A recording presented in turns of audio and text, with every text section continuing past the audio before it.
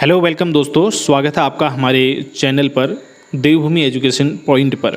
तो साथियों, जैसे कि आपको पता था, हम यहाँ पर उत्तराखंड के नोट्स आप लोगों को जो है बनवा रहे थे, लेकिन माफ़ी चाहते हैं, काफ़ी लंबे समय से हम जो है इस पर दोबारा से नहीं चर्चा कर पाए क्योंकि काफ़ी बिज़ी रहे इस बीच। जैसे कि आपको पता है, मेरी मिसेज़ का लेक्चरर में सिलेक्शन हुआ था और उनकी शिफ्टिंग वगैरह में काफ़ी समय लग गया और काफ़ी अन्य चीज़ें भी सामने आई, जिसके लिए मैं आपसे क्षमा चाहता हूं दोस्तों। तो आज हम जो है पवार वंश का नेक्स्ट पार्ट लेकर आ रहे हैं, जहां पर इससे पहले हमने मान शाह तक डिस्कस कर लिया था। अभी हम श्याम शाह से शुरू करने वाले हैं। ज़्यादा बात ना करते हुए वीडियो को स्टार्ट करते दोस्तों। अपनी प्रतिक्रिया आपको जरूर कमेंट सेक्शन में देनी है, वीडियो को शेयर भी आपने करना है और कहीं पर कोई मिस्टेक आती है तो ज़रूर उसको आपको बताना है, ताकि हम डिस्क्रिप्शन में और फर्स्ट कमेंट में उसको क्लियर कर दें। चलिए स्टार्ट करते हैं। लाइक कर लो अभी के अभी वीडियो को। दोस्तों देखिए, आज हमने जैसे कि बताया आपको, मान श्याम शाह से हम यहाँ से शुरू करेंगे। जो श्याम शाह था दोस्तों, ये परमार वंश का 45वां शासक था, जिसका शासनकाल जो है राज्यकाल 1611 से लेकर के 1630 तक का माना जाता है। मुग़ल दरबार ने ऐसा जहांगीरनामा एक ग्रंथ है मुग़लों का, जिसमें इस बात का उल्लेख मिलता है कि जो मुग़ल थे, मुग़ल दरबार से जो है श्रीनगर के शासक को घोड़े और हाथी उपहार स्वरूप भेंट में मिले थे। ठीक है, तो इस बात का उल्लेख किस में मिलता है? जहांगीरनामा में इस बात का उल्लेख मिलता है। ये क्वेश्चन ऐसे ही पूछे जाते हैं कि जो है मुग़ल दरबार के द्वारा श्रीनगर के शासक को घोड़े हाथी उपहार स्वरूप भेंट दिए जाने का उल्लेख किस में मिलता है? तो जहांगीरनामा में मिलता है। जब जहांगीरनामा यहाँ पर जिक्र आ ही रहा है तो जहांगीरनामा के बारे में थोड़ा बहुत जानना यहाँ पर ज़रूरी हो जाता है। जहांगीरनामा का अन्य नाम जो है इकबालनामा जहांगीरी और तुजुक ए जहांगीरी, ये कुछ अन्य नाम भी जहांगीरनामा के आपको देखने को मिलते हैं। जहांगीरनामा जो है दोस्तों, जहांगीर की आत्मकथा है। ठीक है, ये चीज़ भी आपको ध्यान रखनी है, जहांगीर की आत्मकथा है जहांगीरनामा। दोस्तों, श्याम शाह पहला परमार शासक था जिसका चित्र मिलता है अब तक। ठीक है, ये भी सीधे सीधे क्वेश्चन आता है कि पहला परमार शासक कौन था जिसका चित्र मिलता है। दोस्तों, 1615 ईस्वी का इनका एक ताम्रपत्र प्राप्त हुआ है, जिसमें ये उल्लेख है कि इसने सिलासारी नामक ग्राम में भूमि का एक छोटा सा टुकड़ा, एक अंश जो है शिवनाथ जोगी को दान में दिया था। ठीक है, तो शिवनाथ जोगी को भूमि का एक अंश दान में देने का उल्लेख जो है 1615 ईस्वी के ताम्रपत्र से प्राप्त होता है। एक दावा प्रांत है जो तिब्बत में है, ऐसा उल्लेख भी जो है मिलता है कि दावा प्रांत जीतकर वहाँ के शासक से इसने एक शेर स्वर्ण चूर और एक चमर गाय जो है कर के रूप में प्राप्त की थी। सती प्रथा का उल्लेख भी इसके शासन के समय मिलता है दोस्तों। ऐसा माना जाता है कि इसकी 60 रानियाँ थी। ठीक है, तो 60 रानियाँ थी। जब श्याम शाह की मृत्यु हुई तो उस समय श्याम शाह की मृत्यु के बाद ये सभी जो है सती हो गई थी श्याम शाह के साथ ही। श्याम शाह का राजगुरु था जिनका नाम कवि शंकरदेव था दोस्तों। ठीक है, वही शंकरदेव जिसने वास्तु शिरोमणि ग्रंथ की रचना की थी। तो श्याम शाह के राजगुरु का नाम कवि शंकरदेव और इन्होंने क्या किया था? वास्तु शिरोमणि ग्रंथ की रचना की थी। अब जैसे कि हमने आपसे कहा कि जो श्याम शाह था, इसकी 60 रानियाँ थी। भाई, कौरवों के भी तो 100 बच्चे थे। ठीक है, तो 100 थे तो क्या होता है, 60 रानियाँ थी, इतने बच्चे थे, इन चीज़ों से फ़र्क नहीं पड़ता है। देखिए, फिर भी ये निसंतानी राजा था। इसकी 60 रानियाँ थी, लेकिन ये फिर भी क्या था? एक निसंतान राजा था दोस्तों। ऐसा माना जाता है कि श्याम शाह एक विलासी राजा भी था। ठीक है, ये काफ़ी भोग विलासी टाइप का राजा था। इसी के समय में जेसुएट पादरी अंतोनिया दे अंद्रादे श्रीनगर आया था। जो ये जेसुएट पादरी अंतोनिया दे अंद्रादे था, ये एक पुर्तगाली पादरी है दोस्तों। ठीक है, श्याम शाह ने श्यामशाही बाग की स्थापना की और कहाँ पर की थी? ये श्रीनगर में की थी। ठीक है, श्यामशाही बाग की स्थापना, ये तो वैसे याद हो जाएगा क्योंकि इसके नाम में ही श्यामशाही बाग है। देवलगढ़ में सत्यनारायण मंदिर का जीर्णोद्धार भी किसने कराया? श्याम शाह ने कराया। 1626 ईस्वी में करवाया था। ये डेट भी ध्यान रखनी है। त्रिबल चंद ने श्याम शाह के दरबार में शरण ली थी। ठीक है, तो चंद शासक त्रिबल चंद था। जिस समय मैंने चंद शासक पढ़ाया था उस समय भी इसका जिक्र मैंने वहाँ पर किया था। नहीं वीडियो देखे हैं आपने तो उसको स्टार्ट से देख लेना। तो त्रिबल चंद ने श्याम शाह के दरबार में शरण ली थी। प्लेग नामक बीमारी फैली थी किसके शासनकाल में? ये भी श्याम शाह के शासनकाल में ही फैली थी दोस्तों। श्याम शाह की मृत्यु के बारे में ऐसा माना जाता है कि नाव पलटने से, अलकनंदा नदी में नाव पलटने से इसकी मृत्यु हुई थी 1631 ईस्वी में। अब जैसे कि हमने आपसे पहले ही कहा कि इसकी ये निसंतानी राजा था, इसकी कोई संतान नहीं थी 60 रानियां होने के बावजूद भी, तो इसीलिए इसके चाचा महिपत शाह को क्या हुआ, गद्दी मिली थी। ठीक है, तो महिपत शाह को गद्दी पर जो है आसीन हुए थे महिपत शाह। महिपत शाह जो है 46वें राजा थे परमार वंश के। ठीक है, इनका जो राज्यारोहण है इसके बारे में जो डेट हैं वो विभिन्न आपको यहाँ पर मतभेद उनमें देखने को मिलता है, क्योंकि जब आप उत्तराखंड का इतिहास पढ़ते हो तो यहाँ पर आपको बहुत सारी विभिन्नताएं देखने को मिलती है। सिस्टमेटिक तरीके से आपको इतिहास पढ़ने को नहीं मिलता है। ठीक है, अगर आप देखेंगे उत्तराखंड के पवार वंश या परमार वंश को, तो इनके पैरेलल जो है मुगल वंश चल रहा था। तो मुगलों का इतिहास आप देखेंगे, उनकी डेट टू डेट सारी चीज़ें जो है आपको प्रॉपर तरीके से मिल जाती हैं, लेकिन यहाँ पर आपको नहीं मिल पाती है, क्योंकि उनका जो इतिहास था, उनके दरबार में इतिहास लिखने के लिए इतिहासकार हुआ करते थे, लेखक हुआ करते थे, लिखते थे वो, और यहाँ पर शायद इसकी कमी रही होगी, जिसकी वजह से डेटों में यहाँ पर सिर्फ एक ही साक्ष्य हैं, ताम्रपत्र मिल गए, कहीं से सिक्के मिल गए। ठीक है, तो इन्हीं चीज़ों के माध्यम से जो है थोड़ा बहुत अंदाज़ा इतिहासकारों ने लगाया है। इनके राज्यारोहण के बारे में जो है हरिकृष्ण रतूड़ी मानते हैं कि इसका राज्यारोहण जो है, महिपत शाह का राज्यारोहण 1629 ईस्वी में हुआ था, लेकिन शिव प्रसाद डवराल इसको मानते हैं 1631 और अजय रावत जी के द्वारा माना गया है इसको 1622। तो ये 3 अलग अलग तिथियां हैं महिपत शाह के राज्यारोहण के बारे में, जो अलग अलग इतिहासकारों ने दी है। दोस्तों, एक महत्वपूर्ण इंपॉर्टेंट क्वेश्चन जो है महिपत शाह से निकल कर आता है, गर्वभंजन की उपाधि। ठीक है, आप जो है कन्फ्यूजन पैदा होता है गर्वभंजन और गर्वभंजक में। ठीक है, तो गर्वभंजन की उपाधि जो है महिपत शाह को ही मिली थी, तो महिपत शाह को ही गर्वभंजन के नाम से भी जाना जाता है, उपाधि इनको से संबोधित इनको किया जाता है। गर्वभंजक मैं आपको आगे पढ़ाने वाला हूँ इसके बाद। गर्वभंजन क्यों कहा जाता था, अगला प्रश्न हमारे दिमाग में ये उठता है। तो इसका कारण ये था दोस्तों, अपने पूरे जीवन काल में महिपत शाह जो है अधिकतर समय अपने शत्रुओं से लड़ने में और अपने शत्रुओं से जूझने में और उन्हें पराजित करने में ही जो है व्यस्त रहे। तो इस वजह से इनको गर्वभंजन की उपाधि दी जाती है। दोस्तों, ऐसा उल्लेख मिलता है कि इन्होंने तिब्बत पर 3 आक्रमण किए। ठीक है, अब तिब्बत पर 3 आक्रमण किए तो किस आधार पर कहा गया होगा, इसका कुछ न कुछ प्रमाण होगा, कहीं न कहीं इसका उल्लेख मिलता होगा, जिसके आधार पर कहा जा रहा होगा कि इन्हें तिब्बत पर 3 आक्रमण किए। नंबर 1 तो एक बुक है जिसका नाम है early Jesuit travels in central Asia. ठीक है, तो इसमें 1603 से 1721 तक का जो है इतिहास मिलता है। ये जो है एंड्राडे का यात्रा वृत्तांत है दोस्तों, जो मैंने आपको पादरी बताया था अभी थोड़ी देर पहले, पुर्तगाली पादरी, उसका यात्रा वृत्तांत है early Jesuit travellers in central Asia, जिसको लिखा है वेसल्स ने। ठीक है, तो इसकी रचना वेसल्स ने की है। तो इसी बुक में जो है तिब्बत अभियान पर प्रकाश भी डाला गया है। इनके, मैंने कहा ना 3 बार आक्रमण किया, तो तिब्बत अभियान इन्होंने किस तरीके से अपने तिब्बत अभियान को चलाया था उस पर भी प्रकाश डाला गया है। दोस्तों, इनका जो पहला अभियान था तो उसमें इनकी सैनिकों की संख्या जो थी 12,000 थी। ठीक है, जिसमें से 12,000 में से 11,000 तो थे बंदूकधारी सैनिक और 20 छोटी छोटी टुकड़ियां थी जिनके पास क्या थी, तोपें थी। तो यानी कि जो पहला अभियान था वो थोड़ा तगड़ा सा इन्होंने रखा हुआ था। उसके बाद जो दूसरा अभियान था दोस्तों, उसमें 20,000 सैनिक थे। यहाँ 12,000 थे, यहाँ पर सैनिकों की संख्या इन्होंने बढ़ा दी, 20,000 कर दी। लेकिन जो इनका तीसरा अभियान था दोस्तों, यहाँ पर सैनिकों की संख्या बहुत कम इन्होंने रखी थी। लेकिन इस अभियान का जो परिणाम था दोस्तों, वो असफलता के रूप में दिखाई देता है। क्योंकि इसका क्या कारण था, जो प्राकृतिक परिस्थितियाँ थी ये इनके प्रतिकूल रही। प्रतिकूल का मतलब है इनके अनुकूल नहीं रही, इनके उलट रही।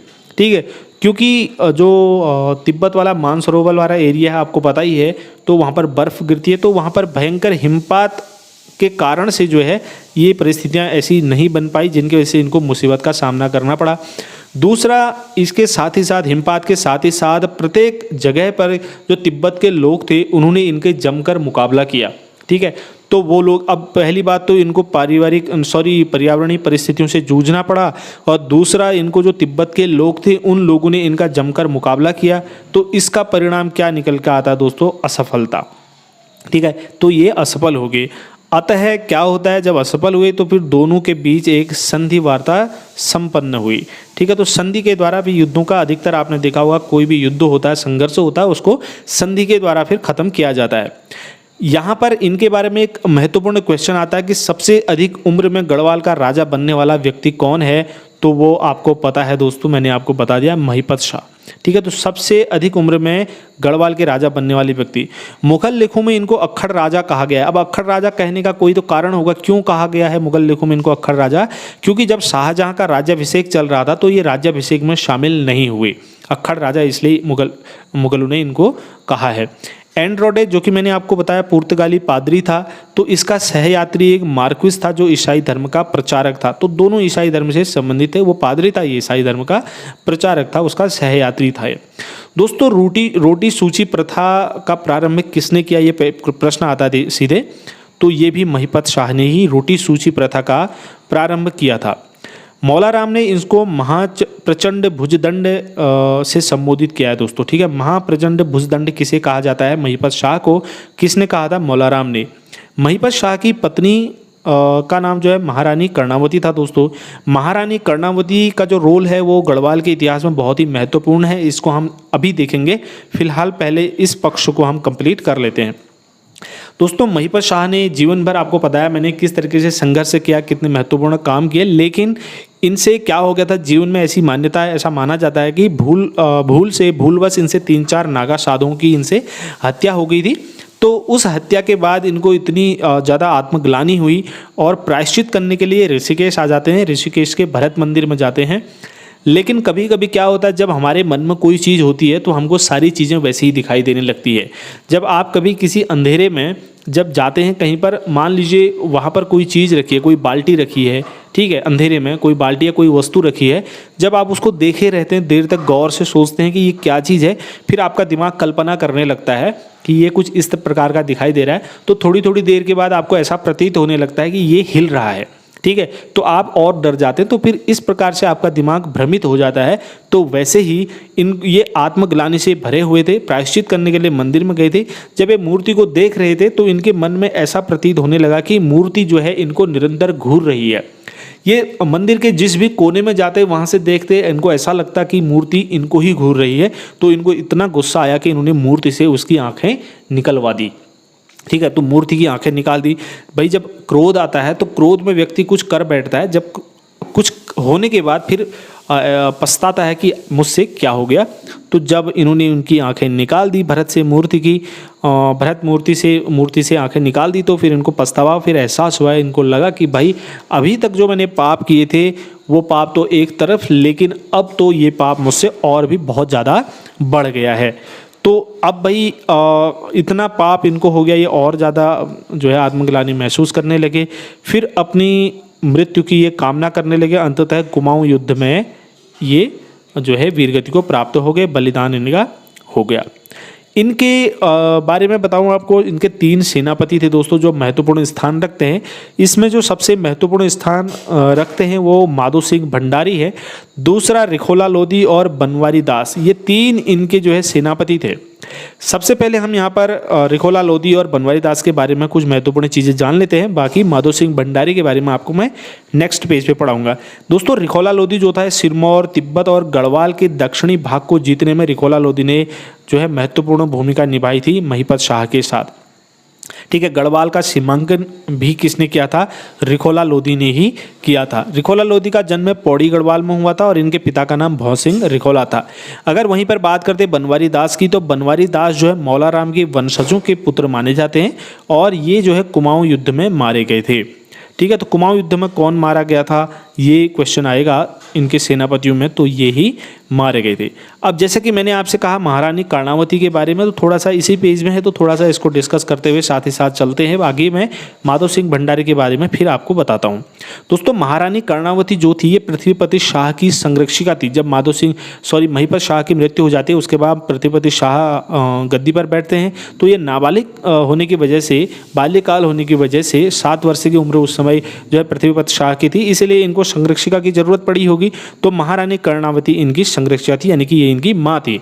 महारानी कर्णावती को नक्कटी रानी के नाम से भी जाना जाता है। ये नक्कटी रानी के नाम से जब हमने पढ़ना शुरू किया था जब उत्तराखंड का इतिहास, तो दोस्तों महारानी कर्णावती नक्कटी रानी के नाम से, मुझे ऐसा लगता था कि इनकी नाक कटी होगी, शायद किसी युद्ध में या किसी भी तरीके से इनकी नाक कटी होगी, जिस वजह से इनको नाक कटी रानी कहा जाता है। जब आज मतलब फिर बाद में हमने पढ़ा तो सारी चीज़ें जानी, तब हमको पता चला कि आखिर हुआ क्या था। 1635 के मुग़ल आक्रमण, जो मुग़लों ने देहरादून में आक्रमण किया था 1635 में, उस आक्रमण जो है महारानी कर्णावती ने वीरतापूर्वक दोस्तों मुग़ल सैनिकों को पकड़ पकड़ के धोया था और उनकी नाक कटवा दी थी। ठीक है, तो उनकी नाक कटवा दी थी, इसीलिए इनको नक्कटी रानी के नाम से जो है डवराल जी ने जो है पुकारा है। अब मुग़ल सेना का सेनापति जो था उस समय, उसका नाम था नवाज़त खां। अब इस भाई देखो, उनकी सेना को पकड़ करके, मुग़ल सेना इतनी बड़ी सेना थी उस समय, पावरफुल थी, उनकी सेना को पकड़ करके प्रत्येक सैनिकों के नाक इसने कटवा दिए थे। तो इसके शर्म के मारे जो है नवाज़त खां जो सेनापति था उसने आत्महत्या कर ली दोस्तों। ठीक है, तो यहाँ पर, और देहरादून में करणपुर नामक एक नगर है, उसकी स्थापना भी महारानी कर्णावती ने ही की है। इस बात को ध्यान रखना, एक क्वेश्चन पहले आया हुआ है। निकोलस मनुची ने अपनी पुस्तक स्टोरियो डू मोगोर में साक्षात दुर्गा कहा है इनको। ठीक है, तो साक्षात दुर्गा किसे कहा जाता है गढ़वाल के इतिहास में? ठीक है, तो वो आपको पता है, महारानी कर्णावती को कहा जाता है। किसने कहा है? निकोलस मनुची ने अपनी पुस्तक स्टोरियो डू मोगोर में। ठीक है, और इनकी तुलना जो है दोस्तों गोंडवाना की संरक्षिका रानी दुर्गावती से की जाती है। ठीक है, ये दोनों चीज़ें अलग अलग हैं। ठीक है, रानी दुर्गावती गोंडवाना की संरक्षिका थी। जब आप इतिहास पढ़ेंगे उसमें आप देखेंगे, पढ़ेंगे इसको, तो तुलना किससे की जाती है, ये क्वेश्चन दो तरफ से आ सकता है, इसको ध्यान रखना आपने। नवादा देहरादून में कर्णावती का महल था। ठीक है, नवादा देहरादून में, देहरादून की राजधानी भी हुआ करती थी नवादा किसी समय। हाट निवासी हटवाल ब्राह्मण को इन्होंने भूमि दान दी थी, जिसका उल्लेख 1640 के ताम्रपत्र में मिलता है। जब ये भूमि दान इन्होंने की थी उस समय माधो सिंह भंडारी को इन्होंने साक्षी बनाया था। आज भी जब भूमि बेचते, लेन देन करते हैं, दान देते हैं या कुछ करते तो किसी को साक्षी रखा जाता है, तो माधो सिंह भंडारी को इसका साक्षी रखा था। अब आते हैं माधो सिंह भंडारी पर। जैसे कि मैंने आपको बताया था, माधो सिंह भंडारी और नवाज़त खान, रिखोला लोधी और बनवारी दास, तो ये तीन जो है सेनापति थे इनके। माधो सिंह भंडारी को हमने कहा था कि गढ़वाल के इतिहास में दोस्तों बहुत अधिक महत्वपूर्ण माधो सिंह भंडारी है, यहाँ से बहुत ज़्यादा क्वेश्चन आते हैं। माधो सिंह भंडारी का जन्म जो है मलेथा टिहरी गढ़वाल में हुआ था दोस्तों। इनके पिता का नाम कालो भंडारी और इनकी पत्नी का नाम उदीना बौराणी था। इनकी मृत्यु जो मानी जाती है वो छोटा चीनी तिब्बत यानी कि तुमुल युद्ध में 1640 में सतलज नदी के तट पर इनकी युद्ध मृत्यु हुई, ऐसा माना जाता है। इसको हम डिस्कस करेंगे। पहले मैं आपको बता दूं दोस्तों, इनको गर्भभंजक के उपाधि से नवाजा जाता है। गर्भभंजन मैंने आपको बताया किसे कहा जाता है। अब गर्भभंजक, ठीक है, इन दोनों क्वेश्चनों में आप लोग कंफ्यूज होते होंगे, सभी होते हैं, हम भी कंफ्यूज हो जाते हैं अभी भी। तो गर्भभंजक की उपाधि जो है माधो सिंह भंडारी को दी जाती है, क्योंकि ऐसा माना जाता है जो माधो सिंह भंडारी था इसने अपने एकमात्र पुत्र, इकलौते पुत्र गजे सिंह की बलि दे दी थी। ठीक है, इसीलिए इनको गर्भभंजक की उपाधि से नवाजा गया। दोस्तों ताम्रपत्र इनके मिले हैं, कुछ अभिलेख मिले हैं। नंबर 1 मिला है जो देवप्रयाग रघुनाथ मंदिर के द्वार पर उपलब्ध है।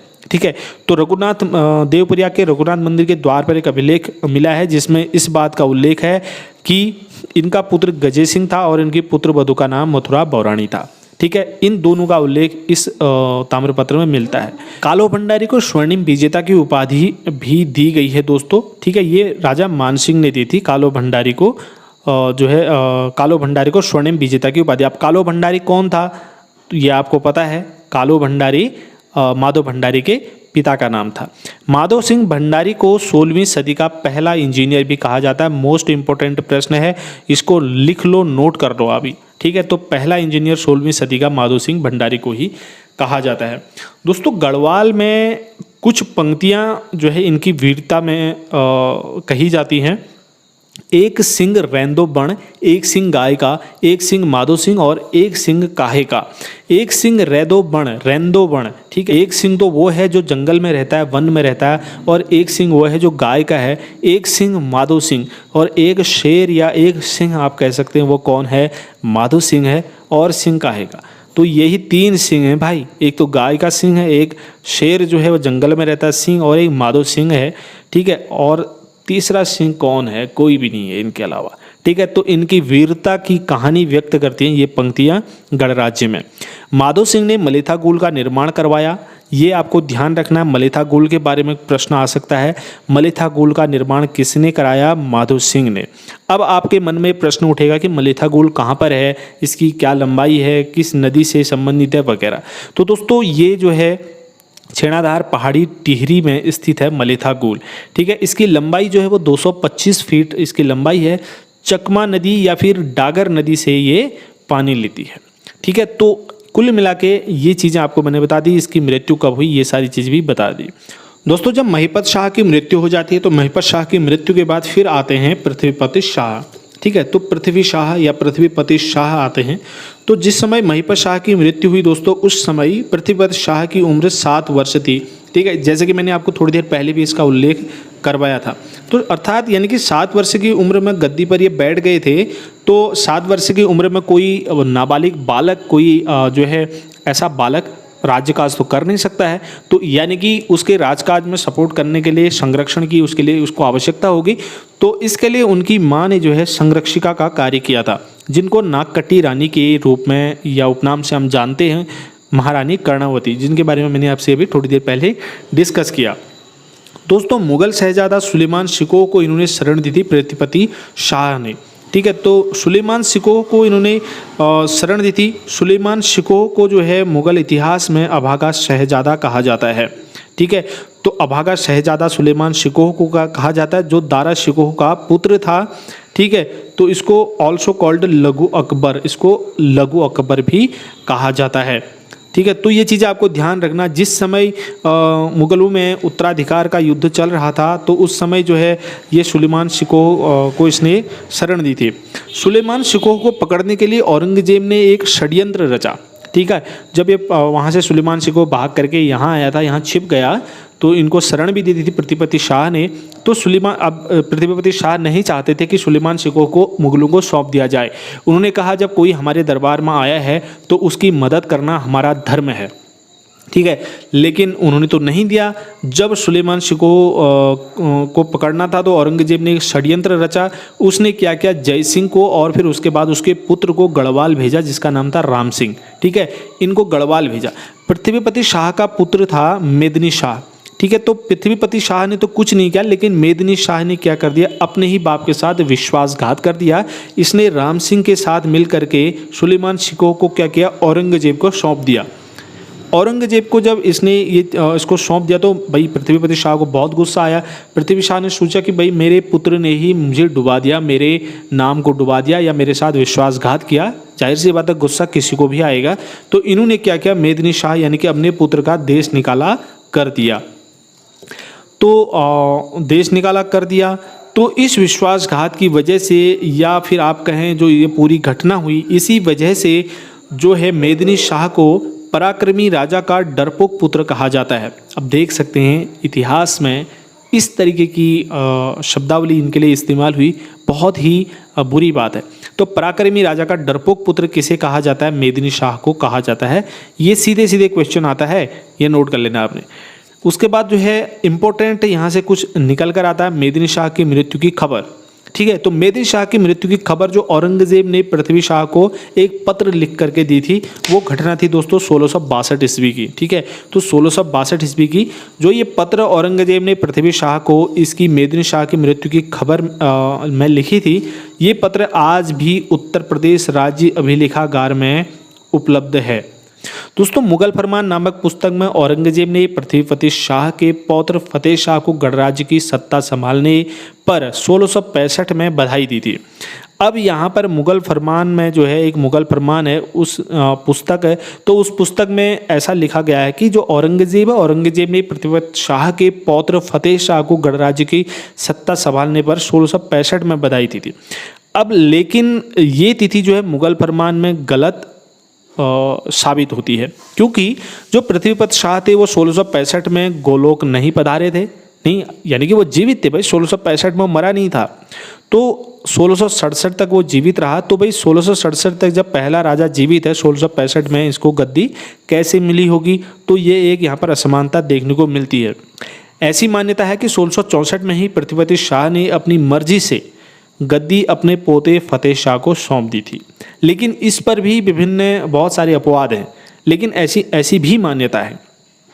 तो यहाँ पर कुछ अभिलेख प्राप्त हुए हैं। पृथ्वीराज शाह के काल के 3 अन्य अभिलेख भी प्राप्त हुए हैं, जिसमें नंबर 1 है श्रीनगर के पास वाला भक्तियाना गांव में लक्ष्मी नारायण मंदिर के बाह्य भाग में एक अभिलेख है। दूसरा अभिलेख देवप्रिया के रघुनाथ मंदिर के दक्षिण द्वार पर है, और तीसरा अभिलेख भी जो है देवप्रिया के रघुनाथ मंदिर के पश्चिमी द्वार पर स्थित है। ये 3 अभिलेख जो हैं और यहाँ से मिलते हैं। दोस्तों उसके बाद आता है फतेह शाह, और आज की वीडियो में इतना ही। फतेह शाह को हम कल डिस्कस करेंगे नेक्स्ट वीडियो में। आज के बाद आपको वीडियो पर डे मिलेंगे। अभी तक जितनी भी आपको असुविधा हुई इसके लिए माफ़ी चाहते हैं दोस्तों। अब कंटिन्यू मेरे साथ जुड़ जाओ और यहाँ से आपको कंप्लीट नोट्स बनाए जाएंगे। इस वीडियो में इतना ही। धन्यवाद। जय हिंद।